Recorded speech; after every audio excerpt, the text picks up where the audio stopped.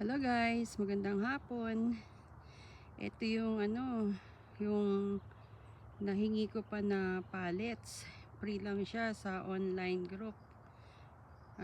Pinamigay niya. Ayun, nakahingi ako. Hindi ko alam kung ilang piraso yan. Madami-dami din pang babakod ko.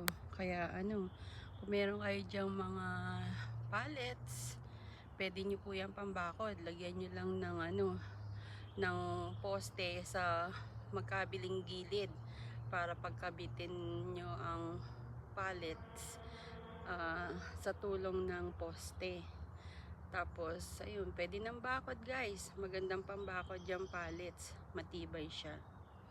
O sige, idea lang po yan na ginagawa ko dito sa lupain namin. Sige guys, magbakod na tayo.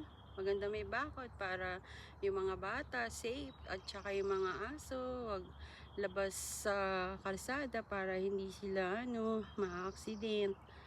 Okay, idea po yan. Sige, ito po si Dolores. Okay, bye for now. Have a good day.